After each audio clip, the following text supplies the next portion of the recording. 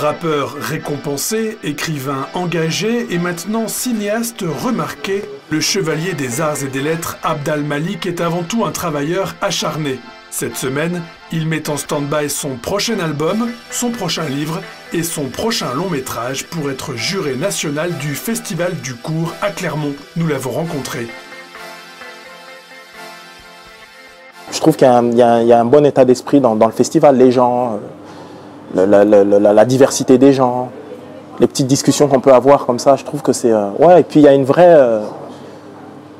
ouais, c'est un vrai festival de passionnés. Il y a une vraie passion. Tu sens la passion, la manière dont les gens appréhendent le truc et tout, c'est beau. Donc à partir de là, c'est quelque chose pour moi non seulement à découvrir, ça me permet d'aller encore plus loin dans la connaissance que j'ai envie d'avoir du cinéma de manière générale. Et puis voilà, de voir de super films, de voir des cinéastes intéressants qui proposent, où il y a des vraies forces, où il y a des propositions cinématographiques fortes, etc. Donc voilà, donc moi je suis là par passion d'une certaine manière. Donc étant un homme de passion, et le cinéma étant un métier de passion, j'ai envie de dire, et de passionné, donc je ne me sens pas du tout intrus.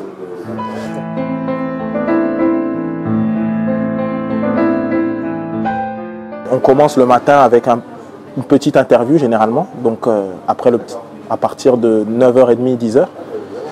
Et ensuite on va regarder les films, on enchaîne en fait. Ce qui fait qu'on regarde des films généralement jusqu'à 20h, 22h.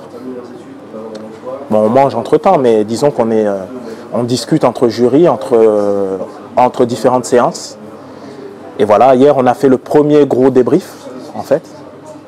Voilà, donc c'est assez tenu, c'est assez... tout le monde est très studieux et c'est passionnant. Mes collègues de jury sont des gens assez passionnants. Donc voilà, donc c'est très riche, mais c'est bien rempli, quoi.